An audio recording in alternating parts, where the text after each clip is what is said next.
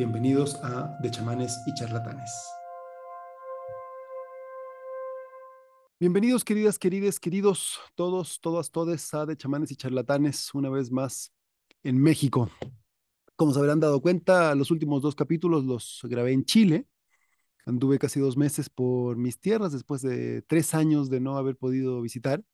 Fue súper bonito. Estuve, pues vi a mi familia, a mis hermanos, mis papás, en fin, todo el mundo. Y vi a mucha de la banda caminística en Quitralma. Como todos los años, se hizo la búsqueda de visión y la danza del sol. Y este año para mí fue bien especial porque me tocó apoyar en algunas siembras de algunas personas. Se sembraron casi, o más bien, se sembraron exactamente 75 personas en esta montaña haciendo su retiro de silencio, que fue súper, súper bonito. Hubo gente que se sembró hasta por 17 días y me tocó apoyar algunas siembras, me tocó apoyar en algunos apoyos, tal cual como se llama, cuando se les lleva comida y agua a quienes están haciendo sus retiros, en fin, y me tocó estar con muchísima banda de caminística, pues, y fue súper bonito porque tuve mucho feedback del podcast. Me dijeron, pues, me encontré con bastante gente que lo estaba escuchando, como un poco como que no me lo esperaba, no sabía realmente cómo estaba haciendo o quiénes estaban escuchando. Y fue bien bonito darme cuenta que mucha gente de la familia me estaba escuchando. Me encantaron los feedbacks.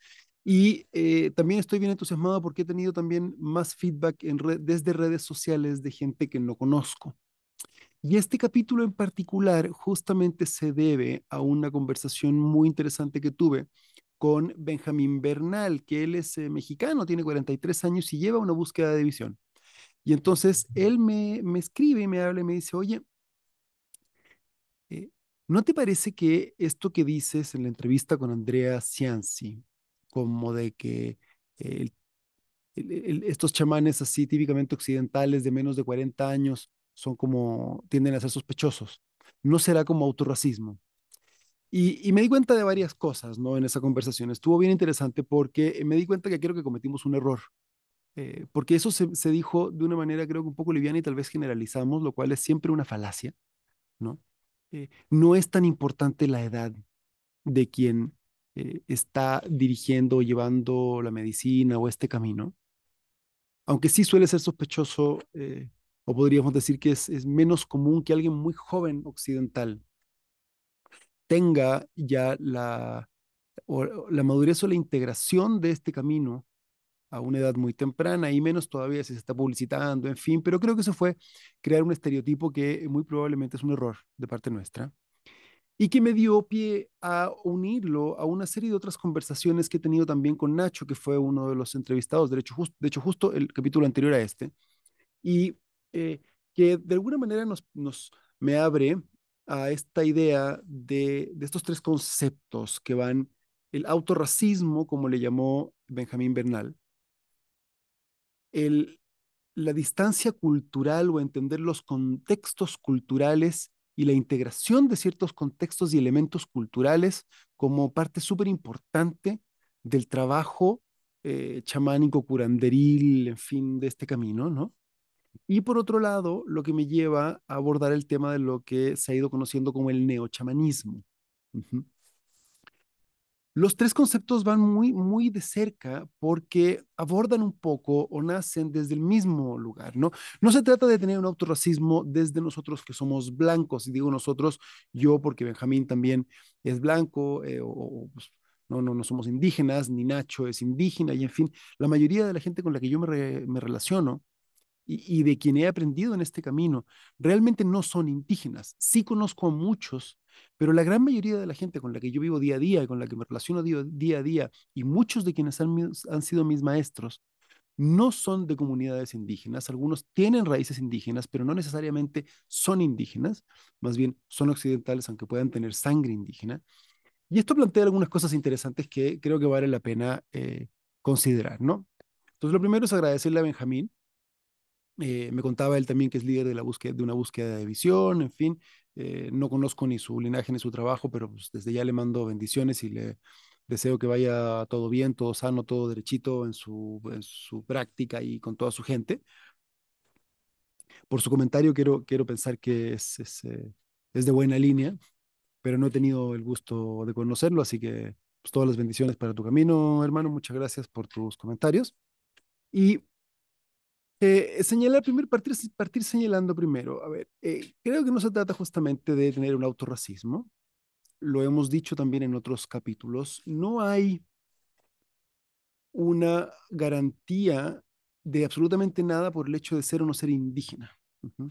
Hay gente buena y gente mala en comunidades indígenas y fuera de las comunidades indígenas. Hay gente muy sabia y muy capaz y con todas las competencias, siendo indígena y siendo no indígena. Hay asesinos indígenas, hay santos indígenas y también los hay blancos y mestizos. O sea, no es un tema racial para nada. Más bien, el comentario que hacíamos con Andrea ese día, que creo que es importante precisar, tiene que ver con la posibilidad que tenemos nosotros como occidentales de integrar contextos culturales que son claves y elementos culturales que son claves en una práctica con algún tipo de medicina ceremonial en este camino que hemos mal llamado, como muchas veces he dicho, chamánico, ¿no? ¿Qué es lo que pasa? Cuando tú naces en una comunidad huichola, ¿no? O Cofán, o Shipibo, o Mapuche, o lo que sea, ¿no? Desde que eres niño, desde que naces, estás expuesto a este tipo de prácticas chamánicas, ¿sí? Si no tu abuela o tu abuelo, o tus papás, o tus tíos, o tus primos, o alguien de la comunidad, es el médico tradicional que te curó a ti cuando eras un bebé, que viste, si era alguien de tu familia, que es súper común, lo viste constantemente soplar y dar hierbas y ceremonias, fuiste a ceremonias. En la peregrinación que fui el año pasado con los Wirras, eh, había bebecitos de 1 año, ¿sí? Que me contaba su mamá, que es también una mujer maracame muy potente, que ella había dado a luz a ese bebé en la peregrinación anterior.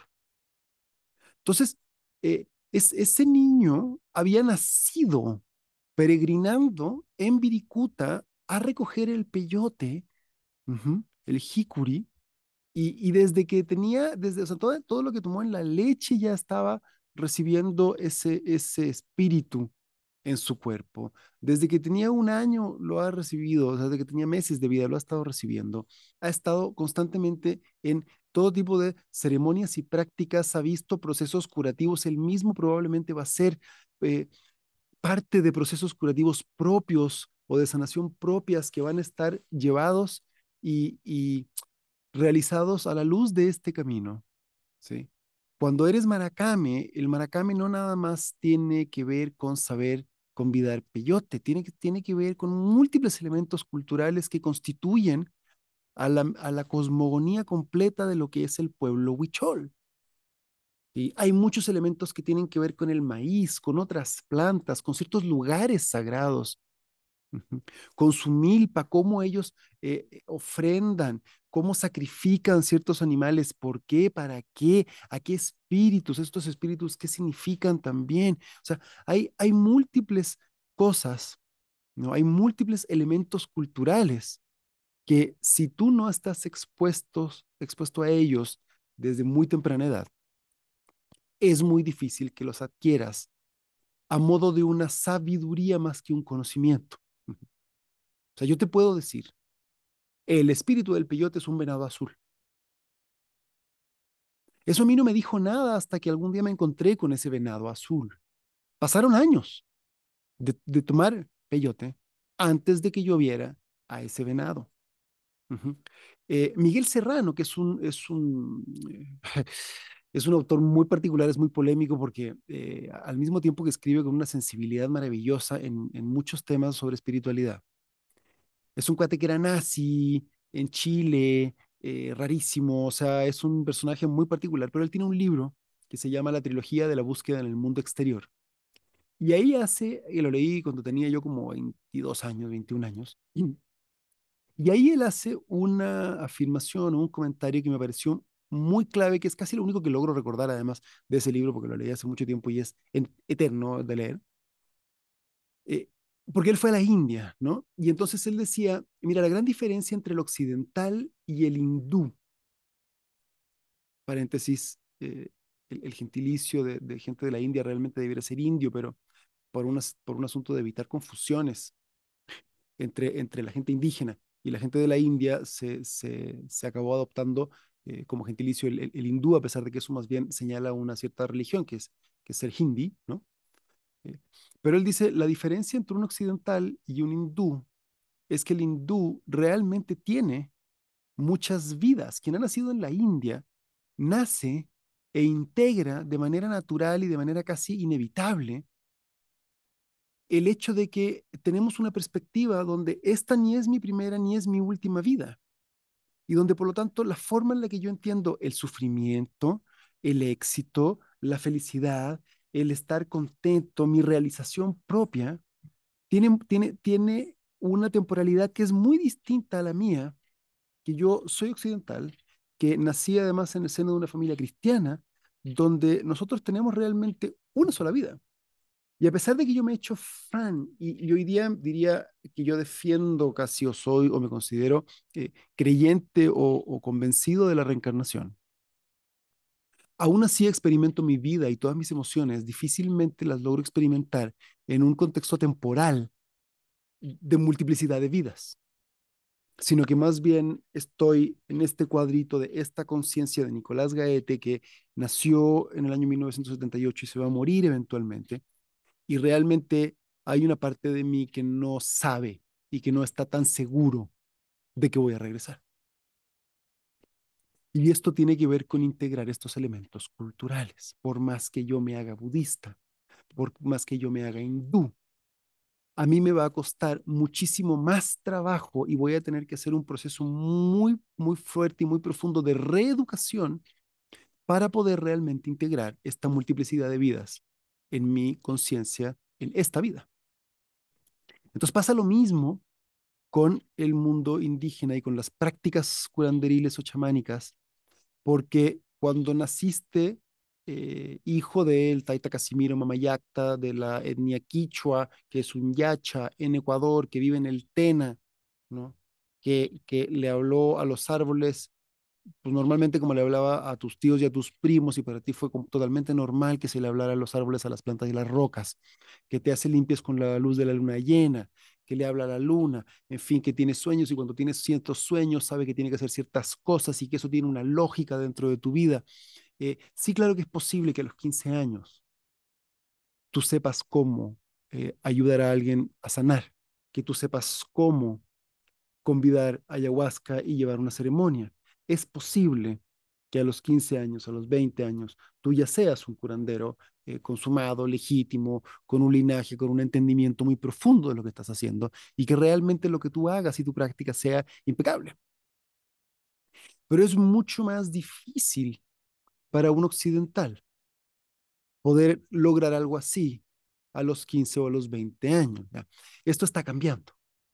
Esto va cambiando y como todas las cosas que tienen que ver con la cultura y con la forma en la que vivimos, es dinámica y se va moviendo. Mis hijos nacieron ya en un contexto en el que ellos desde que tenían, creo que a los 6 meses, no, a los 3 meses también, o sea, la primera búsqueda de visión a la que mis hijos asistieron, ellos tenían 3 meses de vida. En el parto de mis dos hijos, comimos peyote, tanto mi esposa como yo. Durante toda la vida de mis hijos, ellos me han visto rezar con mi chanupa, me han visto subir a hacer búsqueda de visión, han ido a todas las búsquedas de visión todos los años, a veces 2 veces al año, porque nos tocaba a veces también en Chile.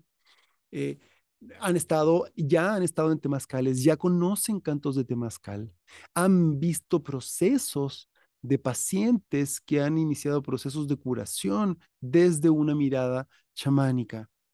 eh, Están acostumbrados a que nosotros le hablemos y respetemos a los árboles y les expliquemos y les hablemos de los espíritus de las piedras, de los ángeles, de los espíritus guardianes, de cuáles son los aliados que tenemos en la familia, desde el mundo sutil. O sea, para ellos ya hay un contexto que si bien no es indígena, es occidental y vivimos en la ciudad y van a la escuela, ellos ya tienen todos estos elementos que no son indígenas, insisto, pero que sí tienen que ver con este camino ya integrados en su ser. Y eso es lo que yo decía hace un ratito, es la diferencia entre el conocimiento y la sabiduría, la integración de algo. La sabiduría es algo, es un conocimiento que has logrado integrar y que es parte de ti. Ujú. Un conocimiento puede ser la tabla del 2, la tabla del 6, una matemática, una ecuación, no sé, algo práctico, pero una sabiduría tiene que ver con cómo entendemos el mundo, cómo observamos el mundo y por lo tanto cómo nos comportamos ante el mundo y cómo es realmente nuestra realidad circundante, ujú, tanto interna como externa. Estos elementos son súper claves porque mm, si yo te digo que tengo una alianza con el Puma y voy a invocar el espíritu del Puma. No es lo mismo que eso te ocurra después de que en efecto te encontraste con el Puma en una búsqueda de visión, que llevas no sé cuántos años llamándolo, que has ido entendiendo ciertas cosas, ¿sí?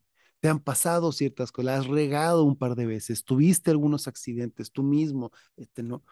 Y, y entonces hoy día, cuando yo tengo que invocarlo y tengo que llamarlo, yo ya tengo una cierta sabiduría, podemos decir, en relación con ese espíritu específicamente, porque llevo más de 15 años desarrollándolo. Entonces eso no lo logras después de 4, 5, 10 ceremonias, no lo logras ni siquiera después de 3 o 4 años de estar llamando a un espíritu, porque son relaciones tremendamente profundas, tremendamente complejas en ese sentido, más que complejas, son muy profundas. Y entonces no las puedes eh, adquirir o no las puedes integrar nada más porque sepas un canto que llama al puma o un canto que llama al jaguar o al cóndor o al águila, ¿no? Alguna vez yo levantaba un canto que llama a un montón llamaba, ¿no? Un montón de espíritus y yo los iba llamando. Y entonces en algún momento Claudio, que fue de mis primeros maestros, me dice, oye, pero ¿para qué llamas a tanto espíritu? O sea, hasta la hormiga llamaste. ¿Tienes relación con todos ellos? O sea, ¿entiendes realmente de qué trata cada uno de ellos? Normalmente con uno o tal vez con dos es más que suficiente. ¿Para qué llamas a tanta cosa? ¿Puedes sostener todo lo que llamas? Entonces, todos estos elementos que son realmente entre culturales y de oficio, pero mucho tiene que ver también con la cultura, hacen imposible que yo sea un, un, un curandero del linaje del Taita Casimiro o que yo algún día me convierta en un maracame, huichol, porque esas sí son ciertos títulos o sí son ciertos oficios que requieren de un cierto contexto cultural, ¿vale? Y es posible que aunque me fuera a vivir con ellos, no llegara a entenderlo, tal vez con el tiempo, de trabajar la milpa y de plantar con ellos y de sembrar con ellos y de cazar con ellos y de sacrificar con ellos y de hacer todo lo que ellos hacen, tal vez después de 10, 15, 20 años, logre entenderlos. Imagínate que yo llevo 13 años en México y recién ahora, en esta ida a Chile, empecé a darme cuenta de que ya había integrado muchas formas y muchos elementos mexicanos en mi propio ser y que de alguna manera me he ido volviendo lentamente mexicano.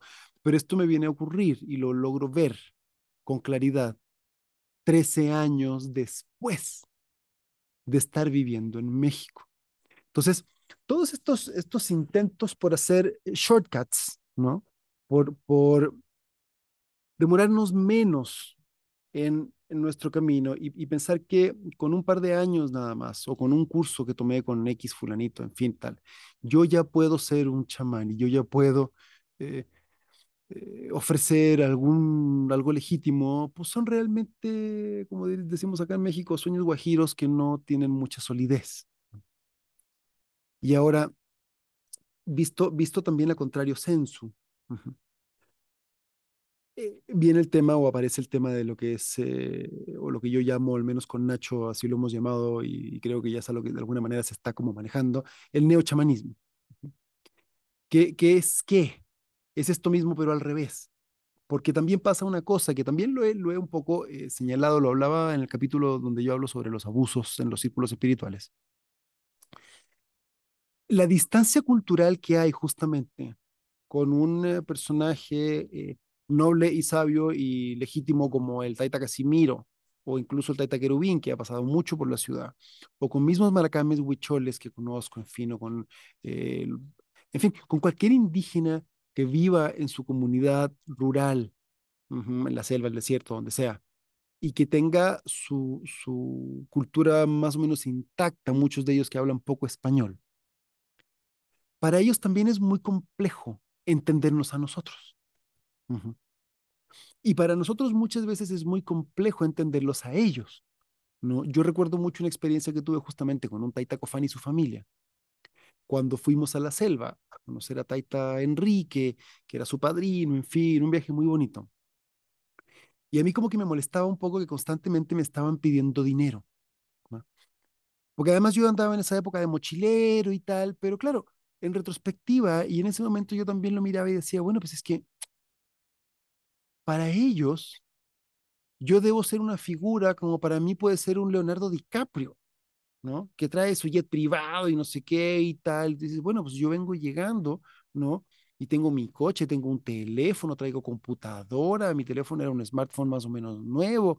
Ellos jamás en su vida habían visto uno de esos, ¿vale? Pues desde su perspectiva, yo era un multimillonario, donde pues para ellos era lo más lógico porque pues no tenía como que no pareciera que para mí era algún problema eh, regalarles un boleto en el camión que teníamos que tomar o pagarles un sándwich si tenían hambre, en fin, pareciera ser que yo estaba en un mundo muy distinto, pero no solo queda ahí, sino que la diferencia cultural es suficientemente grande como para que muchas veces también a ellos les cueste entender cuáles son nuestros problemas.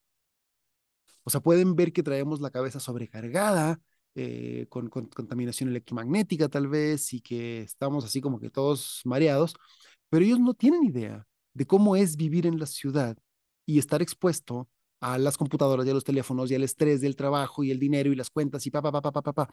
Y no saben tampoco, no llegan a comprender qué implica eso para nosotros.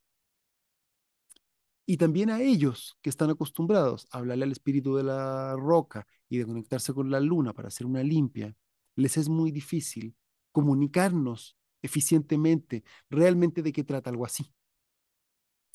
Entonces, ¿qué viene siendo el neochamanismo? El neochamanismo viene siendo toda esta gente, uh-huh, como yo, como Nacho, como Andrea, toda esta banda de gente que no es indígena, pero que está levantando de alguna manera y dignificando estas prácticas, reconociendo el valor de esta forma de entender y ver el mundo, y que estamos actuando un poco como traductores para el mundo occidental. O sea, este mismo podcast es un poco como una práctica que pudiéramos decir neochamánica, porque lo que busca es ir traduciendo y es ir aterrizando a conceptos que puedan ser digeridos y entendidos por una mente citadina, ujú, que está acostumbrada a recibir información así, le metes a Spotify, le pones play y te vas escuchando en el coche. Ujú. Que son cosas que el Tata Casimiro ni se le ocurre que pudieran ocurrir. O sea, ni se le ocurre que pueden pasar cosas así al Tata Casimiro, ¿no? Ve tú a saber cuántas veces habrá subido a un coche, imagínate que se le va a ocurrir que puede él desde su teléfono buscar un podcast, ponerle play mientras él maneja con sus manos libres. Estamos hablando de diferencias y de contextos culturales realmente tan lejanos muchas veces, ¿no? Que es muy difícil comprender. Incluso a veces a ellos les cuesta entender que nosotros tengamos un problema. O sea, vienes llegando, ujú, con dinero, con trabajo, casado, tienes 2 hijos, tal, y vienes a decirle que estás deprimido con estrés aquí, tal, y dices, oye, este güey, ¿cuál es tu problema, brother? Tienes todo, güey. O sea, yo tengo que andármelas aquí pelando para hacerme cuerdas con hojas de plátano, vete a saber con qué le batallo para conseguirme 3 pesos, mis pacientes me pagan con gallinas, ¿no? Y tú tienes dinero, estás joven, saludable, tienes una esposa preciosa, ¿cuál es tu problema, brother? Para ellos entender una cosa así también es difícil, también es compleja. No es que ellos no tengan preocupaciones, pero su estructura de pensamiento es muy diferente. Las cosas que les preocupan son distintas, las cosas que les generan problemas son distintas. Y yo me imagino que pasa más o menos lo mismo que pasa con este ejemplo como con Leonardo DiCaprio, que tú llegas y ves a una estrella de cine que tiene cientos de millones, sino miles de millones de dólares en el banco, guapo, famoso, rico, sano, y dices, y luego resulta que está deprimido y tú dices, este güey, ¿qué le pasa? Si estás en la gloria, cabrón. O sea, ¿por qué vas a venir? ¿Por qué vas a venir con un problema? ¿Cuál es tu problema? ¿No? Y entonces, estas distancias, ¿no? Aunque para nosotros es más fácil, o sea, porque luego entonces un Leonardo DiCaprio te puede explicar lo que le está pasando y hasta te puede explicar que el mismo hecho de ser famoso puede ser una situación compleja. Porque claro, uno que está sentado en una casa normal, que andas por la calle, que nadie te reconoce, pues puede parecer, a mí particularmente nunca me lo ha parecido, pero puede parecer que ser rico y famoso sea muy divertido, pero tal vez para alguien que no puede andar en la calle tranquilamente, porque todo el mundo lo para, ¿no? Y le piden autógrafos y le preguntan o lo insultan y tal, en fin, puede ser también una situación un poco traumática, estresante, compleja, que para mí va a ser un poco difícil de entender, pero estoy como que era más cerca que lo que un taita de 102 años como Taita Casimiro está de mi posición hoy en día. Entonces, también hay un valor muy interesante y que viene a llenar una necesidad real de traducir estos lenguajes, de acercar estas prácticas que están profundamente impregnadas de cientos de elementos culturales que no necesariamente vamos a poder integrar. Ujú. Que además pueden de alguna manera desvincularse de muchos de esos elementos para traducirse o insertarse en un contexto cultural como el que tenemos hoy en día en el mundo civilizado occidental, si quieres, de habla hispana, citadino, en fin, todo lo que ocurre en Latinoamérica.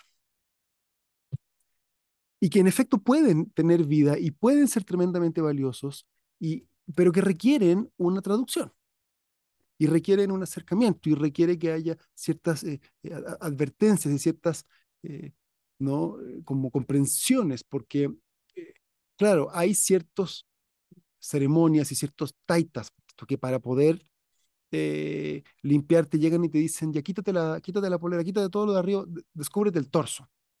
Entonces eres una mujer y te paran frente al fuego y te piden que te quites la blusa y tal vez te sientes violentada. Claro, si nadie te ha traducido, si nadie te ha explicado que eso va a ocurrir así, seas lo que sea, te van a pedir que hagas eso. Y que esto además lo hace este caballero o esta señora en presencia de su esposa, de su mamá, de sus hijos y tal. ¿No? Y aunque tal vez te tenga que tocar o te puso las manos aquí o allá, eso es parte de un contexto cultural y que no implica un intento ni de abuso, ni lascivo, ni nada. Eh, claro, puede ser que entonces puedas hacerlo, pero si llegas nomás y no tienes idea dónde estás, no conoces al Taita Pum y de repente te paran frente al fuego, estás todo lleno con la medicina y te empiezan a quitar la ropa, no, no, por supuesto que puedes sentirte tremendamente violentada o violentado. Entonces, este comentario, ¿no? Que mira, es afortunado porque nos abrió también esta conversación, ¿no? Eh, que generaliza y que de alguna manera estereotipó, mal estereotipado, ¿no? A la idea como del charlatán. Nos abrió toda esta conversación que es, creo, sí mucho más profunda y que sí tiene que ver con una comprensión importante. Por un lado, de la importancia de el tiempo, que esto lo hemos dicho muchas veces, ¿no? El tiempo que nos damos para aprender este oficio. Eso es algo que tiene que ver con la sabiduría, no con el conocimiento. Entonces, nos sirven libros. Una amiga el otro día me decía, oye, pero no hay como un librito donde yo pueda aprender a cómo correr un temazcal. Nos reíamos, andábamos con Andrea. Estábamos subiendo un parque nacional muy, muy, muy bonito en Chile, el Parque Nacional Huerquehue. Es mi lugar favorito en el mundo probablemente. Es de una belleza impactante. Y nos reíamos justamente con Andrea porque le decíamos, es que no te va a servir de nada el libro, porque eso es como que yo te dé todas las reglas del fútbol y te explique cómo jugar fútbol. Pero cuando entres a la cancha, no vas a saber pegarle a la pelota. Y va a venir el pelotazo y se te va a ir, o no le vas a dar el cabezazo y no vas a meter el gol, porque eso lo vas a adquirir pateando la pelota. Entonces es lo mismo con esto, no aprendes a correr un temazcal porque yo te diga que son cuatro puertas y la primera puerta haces esto, en la segunda puerta haces esto. No aprendes a correrlo así. Tienes que estar ahí, tienes que quemarte con el vapor y así aprendes a echarle agua a las piedras, porque te has quemado algunas veces, ya entendiste cómo poner el brazo y aunque te advirtieron antes de hacerlo, de todos modos te quemaste, porque no es lo mismo el conocimiento que la sabiduría, el integrar ese conocimiento realmente en tu cuerpo, a nivel celular, podríamos decir. Entonces, Eh, lo importante realmente, lo que quisiera yo rescatar de esta afirmación que hicimos o este estereotipo que pusimos mal puesto, creo, con Andrea, es, eh, por un lado, la distancia cultural, la importancia del tiempo y por otro lado también la importancia de todos quienes, sin ser indígenas, estamos llevando a cabo este proceso de traducción para acercar a todos nosotros, que no somos indígenas, algo que ha sido profundamente sanador y profundamente beneficioso en nuestra vida, algo que nos permitió en muchos casos sanar profundamente, sanar heridas primarias, sanar heridas que nos estaban causando males de salud, que nos estaban causando problemas mentales, en fin, múltiples cosas que hemos obtenido de esta práctica hermosa, preciosa y que, como siempre digo, no está exenta de riesgos. Entonces, eh, no creo que sean ni mejores ni peores los indígenas o los no indígenas, especialmente en su capacidad de eh, eh, ayudar o propiciar estos procesos de sanación. Porque también lo he dicho muchas veces, yo no te puedo sanar, nadie te puede sanar. Yo lo que puedo hacer es abrir un contexto, un espacio en el que te apoya a que tú puedas entender cómo sanar y que tú transites ese camino, pero no hay forma de que alguien te sane, ¿no? Eh, pero sí es clave en estos procesos y si hay un valor importante y una necesidad real en que gente como nosotros podamos ir levantando estos instrumentos, los vayamos traduciendo y podamos irlos insertando en la sociedad. Una manera de traducir esto ha sido todo lo que se ha ido generando alrededor de la terapia asistida con psicodélicos, la psicoterapia asistida con psicodélicos, donde también hemos abordado ese tema. Un profesional de la salud, un psicólogo, un terapeuta formado, certificado, ahora sí, como psicólogo, como terapeuta, como psiquiatra, en fin, te acompaña en un proceso que no es chamánico específicamente, que sí se apoya de la psicodelia, pero que sí tiene muchos componentes espirituales y que sí tiene muchos componentes que pudiéramos decir que son chamánicos, porque tienen que ver con esta sanación desde el camino espiritual, desde el mundo espiritual, desde reconocer tu propio espíritu y el espíritu en la totalidad de las cosas, que es donde normalmente se genera la sanación. Como decía muy bonito Gabor Mate, todos nuestros problemas son mentales o emocionales, perdón, y todas las soluciones son siempre espirituales. Entonces, eh, hay, hay una claridad que es importante poner sobre la mesa, creo, entre recordar, no repasar o volver a ponerlo en la mesa, ¿no? No se trata de un autorracismo, me disculpo por el estereotipo, sí reiterar el tiempo que se requiere y la diferencia que hay en nuestros contextos culturales y qué es lo que hace que se requiera este tiempo, ¿no? Y por otro lado, el valor que tiene también todo este trabajo que estamos haciendo muchas personas que no siendo indígena, estamos yendo a buscar para traer a nuestras familias, a nuestros círculos, a nuestras ciudades, todo este conocimiento ya destilado un poco como sabiduría que podamos compartir. Ujú. Sin tampoco pretender, cuando yo digo sabiduría, tampoco sin pretender como desde una postura como iluminada y es que yo soy aquí muy sabio. No, no, no es que se trata de que yo sea un ser sabio, sino que me refiero a la palabra sabiduría como un conocimiento que logras integrar de alguna manera ya a un nivel más profundo, emocional, espiritual, hasta físico de alguna manera, ¿no? Entonces, pues eso es por hoy. Muchas gracias, Benjamín, por llamarnos la atención ante ese comentario. Muchas gracias, además, por este nuevo concepto que no lo había tomado nunca en cuenta o nunca lo había pensado, que es el autorracismo. Y muchas gracias a todos ustedes por escucharme y por seguir compartiéndome. Les agradezco a todos los que estuve viendo en Chile y el feedback que me dieron. Gracias porque además me hicieron sentir muy contento de que este proyecto sí tenía un eco y un sentido más allá del propio proceso personal que además ha sido estar como hablándole a la cámara de alguna manera a mucha gente sobre cosas que además son súper personales. Entonces, muchas gracias, queridos, queridas, querides. Nos vemos la próxima semana en un nuevo episodio eh, de Chamanes y Charlatanes. Que estén muy bien. Adiós.